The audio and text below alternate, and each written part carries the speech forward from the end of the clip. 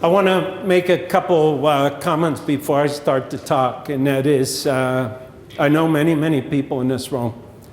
I've met each of you at different times in my life, and I want you to know that you've been an incredible blessing to me, all of you. The people that I've worked with in my career is what I've derived my gratification from. To me, it's like a major highway when cars come together and go apart. And so some of you I've just met, like Samir, I didn't know he drank beer. And some of you I've known for almost my entire career. And in every case, no matter how long or how short, it's been a blessing for me, and I want to thank you for that. Rajendra, thank you for the introduction, and to your wonderful family, I want to welcome them also, because Rajendra's wife, Aswari, who's here, and their sons, where's your brother? Aryan and Eshan are here. He's at Rice. He's going to be somewhere special. They're wonderful young men because of the two wonderful parents they have. And that's kind of the way life works, isn't it? The apple doesn't fall far from the tree.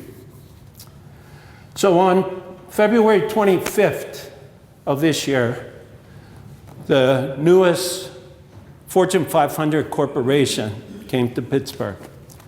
The name was Westinghouse Air Brake Technologies, Wabtec. And the irony is, it's a corporation that's 150 years old. It's a corporation that George Westinghouse started when he was just 23.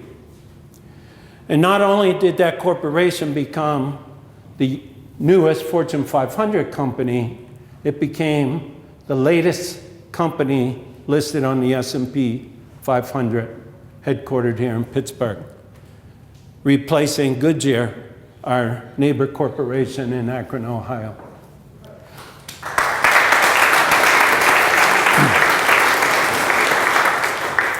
So that milestone was really the result of a three-year process. A three-year process which I started by asking the leader of GE Transportation a very simple question. And I asked her this: do you know if GE Corporation would ever sell your business? And the reason I ask her that is because I lived through what happened to Westinghouse Corporation when they speculated on real estate. And now GE was going through the same problem with long-term health care. And so I knew it was going to provide some kind of perturbation in the corporation. And I thought that if we got ahead of it, if we got in front of the line, we might have a chance to do something that nobody would believe could be done. And that lady said to me, I don't know. Why? And I said, well, if they would be interested, I would be interested to buy it. And she said, let me check. And based on that very simple conversation, in the relationship we had built between one another of trust and respect, she did check. But before I talk about how that all evolved, I'd like to give you a little bit of context of my 40-year career in my life to put it all in perspective. So at age 2, my father abandoned my mother and 3 children in Cleveland. I was the middle child. My sister was 3, and my brother was 1. We were put in an orphanage. And my mother was not allowed to see us. The orphanage tried desperately to split us up because they knew no one would want to adopt the 3 of us together. And my mother and her parents fought desperately to get us out. And fortunately, after about 6 months, we were able to leave that orphanage. I still, to this day, remember seeing my mother in that orphanage at age 2. And I spoke to her about that in the hospital as she was dying of lung cancer. We moved into the attic of my grandparents' house in Guildhall, Pennsylvania. And we lived there for 6 years. My mother worked all day, and she went to school at night to try to get a degree to earn a better living. And we would only see her on the weekends. But fortunately, if I skip forward now, because each of these phases of life I could spend the whole evening talking about, 6 years later, at age 8, my mother married my stepfather. My stepfather was the youngest of 6 to an alcoholic immigrant coal miner. He was the only one to go to college, and the reason he went to college is because at age 17, 2 weeks after high school graduation, he went to World War II, was drafted to the war. And when we moved in to my stepfather's house, we thought we had moved into a palace. It was a little 4-room wooden house and library next to a creek. It was 400 square feet. It had one toilet in the bathroom and a cinder block shower. And we used to get flooded 3-4 times a year. But guess what? It was our house. So it was a beautiful thing for us, my brother, sister, and I. I look back on it and I wonder what courage my dad had and how he developed that courage at age 42. He was 10 years older than my mother, had never been married, and took in 3 kids into a 4-room house. And as we grew up, I realized and recognized and began to comprehend the sacrifices my parents made for me and for my brother and sister. They truly were like saints. And now fast forward a few more years to age 11. When I think about those days, I think about work. I did anything I could at age 11. By that time, I was sickling fields, shoveling coal cellars, baling hay. I had a 3-mile, 33-paper route.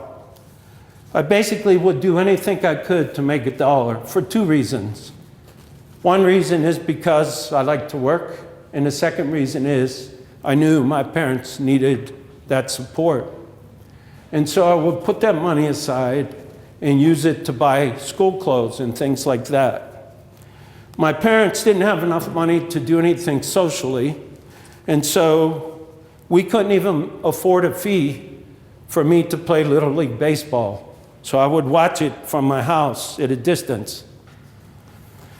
One year, when I was delivering those 33 papers at 5 o'clock in the morning, that summer just before high school, I would pray every morning, the entire paper route.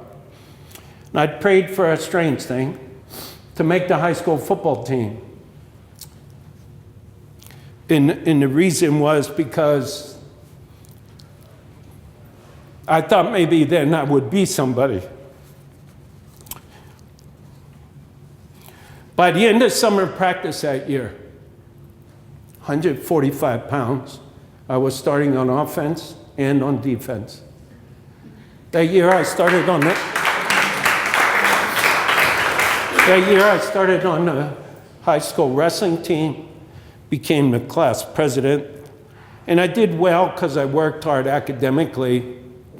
But the most important thing that happened to me that year at age 13 was I met the most incredible woman I would ever meet in my life, Johnny Moran. And we've been together for 50 years, have been married for 42. Now, coming out of high school, I had a lot of scholarship offers because I excelled at sports and academics, and I narrowed them down to 3. Strange choices. CMU to be an engineer, West Point to be a military officer, Wittenberg to be a minister. And the only reason that I chose West Point was because my parents were struggling to put my sister through Edinburgh financially. And everything was paid for at West Point. I knew I could play Division I football and wrestle there. And so I went to West Point. I loved West Point. I loved the military. I competed and was accepted and went to Ranger School and graduated in the top of my class. But then it came time to make a decision. Do I stay in the military for a long-term career, because 5 years seemed crazy to me, or do I get out? And so Johnny and I talked about it a lot, prayed about it a lot, and I made the decision with her to step out. And the reason was because the divorce rate was 20 to 30% higher for people in the military at that time. It wasn't like today when people like people in the military. There was a lot of pressure on people in the military at that time, and the divorce rate and the moving and everything was very difficult on them. So I left West Point. I took a year off from college to earn money to go back to school. And fortunately, I applied again, and I was accepted to CMU. I took a job as a janitor in a coal company. Consolidated Coal was headquartered in Library. It's now Consol Energy. The headquarters didn't used to look like they do today. I took a job as a roofer with my brother. We did construction work, any kind of work we could to make money, and I saved my money and applied, accepted, and went back to school the next year at CMU. Since I was working and commuting every day, I wanted to get the most value I possibly could from my tuition. It was, at that time, $18,750. And Randy, you know what it is today. And so I decided to go to school in the summers, just go to school year-round and get as much as I could from the investment I was making. And I graduated after 2 full years with 2 degrees and 3 majors. So I came out of CMU, and again, I had a lot of job offers. I narrowed those down to 2. Ironically, it was Westinghouse and General Electric. And the reason for that was very simple.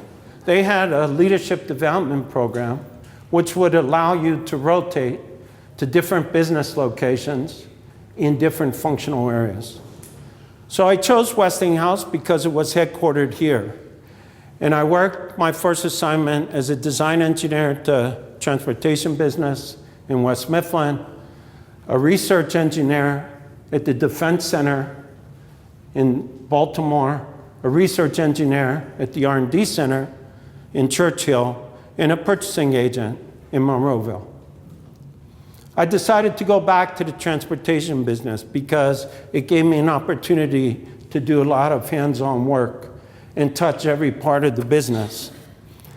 And again, I applied myself, and within less than 10 years, became the vice president of engineering, and within 15 years, the president and CEO, youngest in both cases in a 120-year history of that business. In 2008, I left that business and I went to Wabtec. The corporation was about $1 billion in annual sales and just over 10% EBIT. I started there as the group president for the transit business. I became the chief operating officer, and then in 2014, the president and CEO. By 2016, we had grown the business organically and through acquisitions to $3 billion and about 18.5% EBIT. We took the opportunity to acquire a French company valued at about $1 billion in annual revenues called Faiveley, which put us in a $4 billion annual revenue category. That was important because it gave us enough critical mass to pursue and ultimately acquire GE Transportation, which resulted in the corporation you see today. On a full year run rate basis, that corporation will be about $9 billion in annual revenue and over 15% EBIT. Now here's some insight for you. The leaders of Wabtec up till then had tried to acquire Faiveley multiple times. but they were unsuccessful until this new attempt when I personally became involved in the process. And when the GE opportunity came up, some of those same people called me naive. Some of those people said GE will never sell. And even after my first 3-hour meeting with the head of corporate M&A, when I came back and reported out on that, I was told that they're just jerking you around. It's never going to happen. Both deals went through. Why? Obviously, there's a lot of details that I can fill in over the periods of time I just talked with you about. 40 years went by in a moment. I constantly kept asking myself the question, why, Lord? Why me? I look back at some of the challenges I've dealt with in my career. Being blackballed, Lance, in New York City, the largest transit authority in the world. Being handed a transit project for the Port Authority in New York, New Jersey, that was 2 years late and 165 over budget, with a civil contractor who was indicted by the FBI. Being asked to lead a world-class benchmarking process before the term ever existed to create a best-in-class corporation for Daimler-Benz when they were acquiring Chrysler. Delivering a $7.5 billion commitment to London Underground, for which there were no resources in place to do. Being asked to turn around a business that was $650 million at risk. Delivering a $4.5 billion system in South Africa as a lead member of a consortium made up of corrupt and incompetent partners. Growing a business internationally which had little presence or product reach. Integrating an international business with conflicting values and objectives. Truly, you can call it a cultural disconnect. In each chapter of my career, I was presented major problems and tasked to resolve them. Each of those I mentioned ended in a very positive way. When I was asked on these and many other things and worked on them, I wasn't focusing on myself.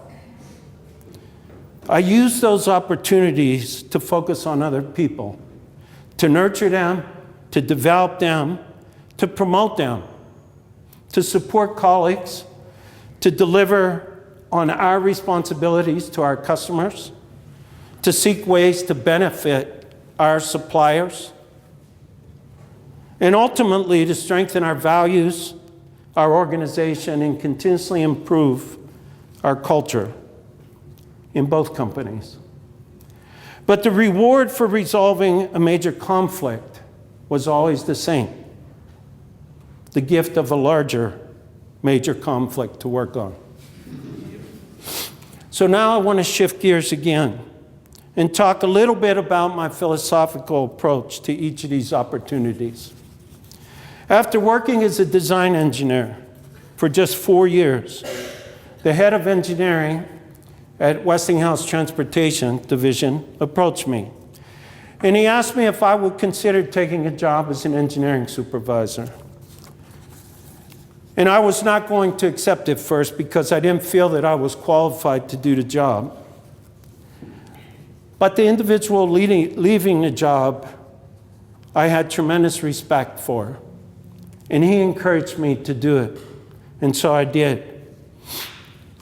My belief in that first management job that I was in every leadership role thereafter is the same. My belief was to serve the people in the business in which I worked. Further, my fundamental belief is that I worked for the people in the business, not that they worked for me. And that's the way I've approached my job. That's the way I approach my life. I have always felt that my actions would set an example for others to follow if I were doing a good job, in the area I was in. My focus was to communicate fundamental values for the entire corporation to follow, to create a culture of trust and respect and shared responsibility, and to allow people to contribute and feel a sense of contribution and a sense of association with the worldwide organization they were in. When I was in Bombardier, I had 42 sites around the world. There were 7 other groups. If you went to any site that was in the system business around the world, you knew you were at a site where the system business was associated. I never aspired to be the leader of a corporation or a company. I never aspired to be a CEO. And yet, upon my retirement on 1st of July, I've worked in that capacity for half of my career. I never once have asked for a promotion in my career. I never once have asked for a salary increase. I never tried to design my own career path or have someone else do it for me.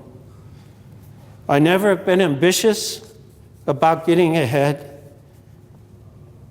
I've worked for global families and global corporations most of my life. I've worked with many diverse peoples, cultures, and business climates. I've found that some things are universal. People want to be treated with dignity. They want to be treated with respect.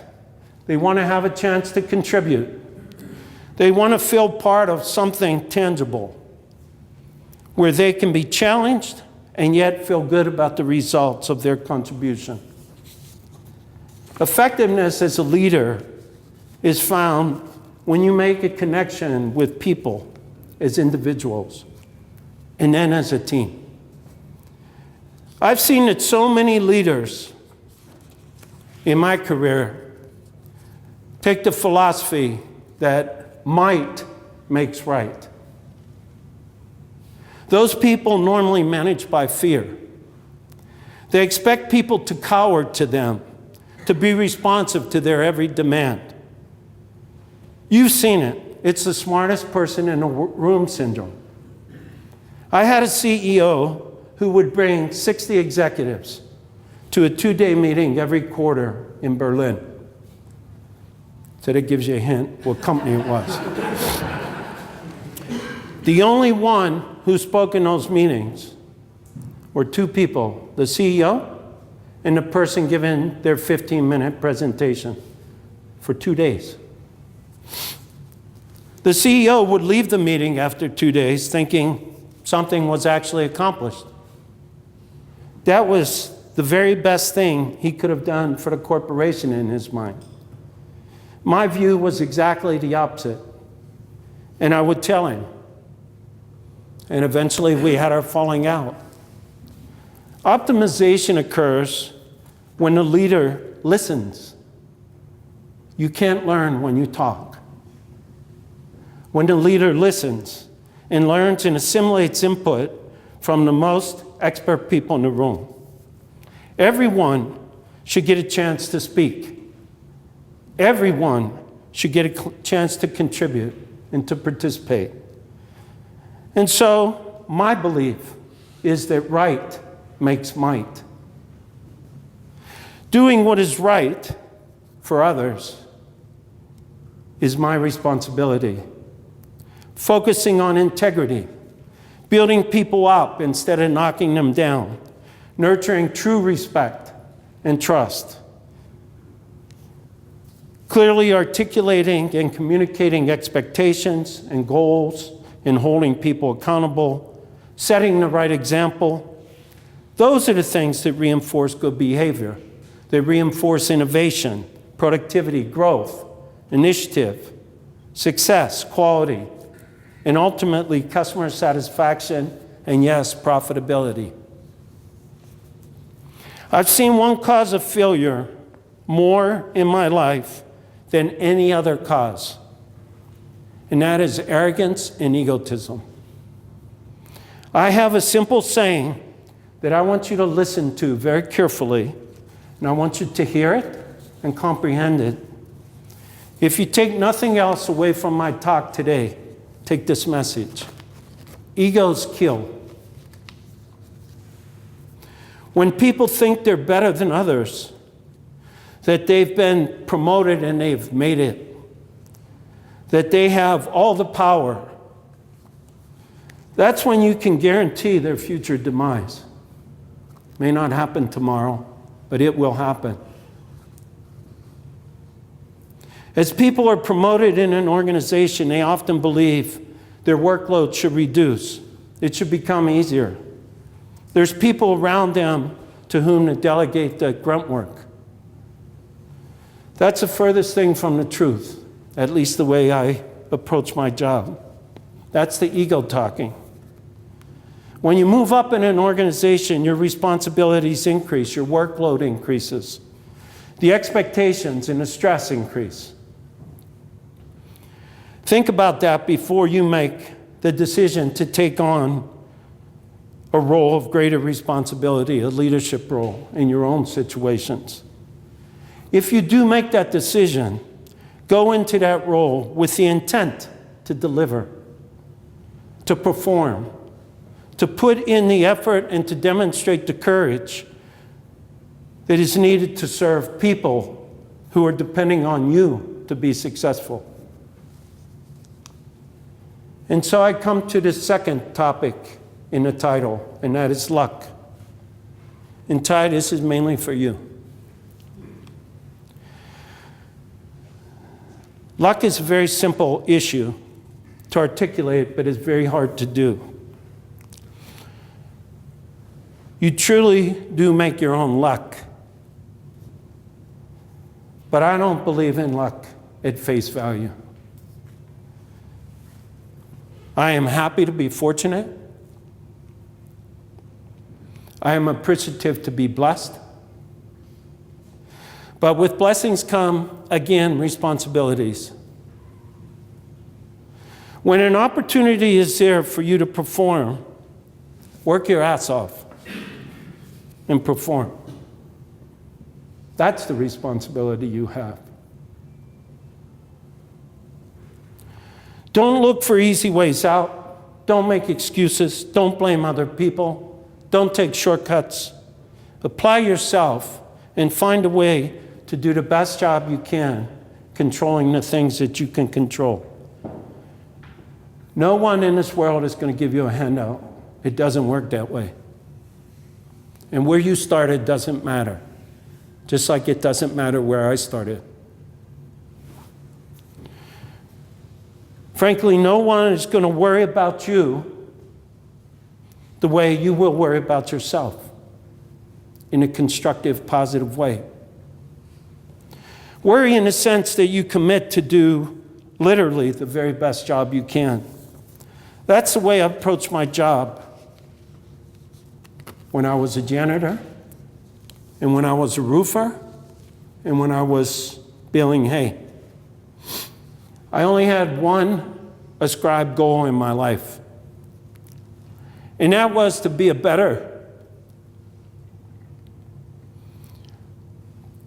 father to my 3 sons than my biological father was to me. And I promise you that I would have accomplished that goal whether I was a janitor or a CEO. And by doing either of those jobs well, I would have found personal comfort and gratification. Everything that's happened in my life and my career has been a blessing to me and my family. That doesn't mean it all felt good or that it was fun. Fundamentally, I suggest to you that the best way to balance success, happiness, fulfillment, is to approach the opportunities which you're given in the most effective way possible each and every day. Work with honesty, with integrity, with a hard work ethic, with love in your heart. You will make your own luck. Everything will fall in place. Lead by example. Be humble. Serve others. And your indelible signature will evolve over time through resilience, through tenacity, through discipline, and value-based leadership. And you will know it has, because you will find contentment in your life. And so, unlike the title says, it's not about power and luck. It's about humility and hard work. God bless you.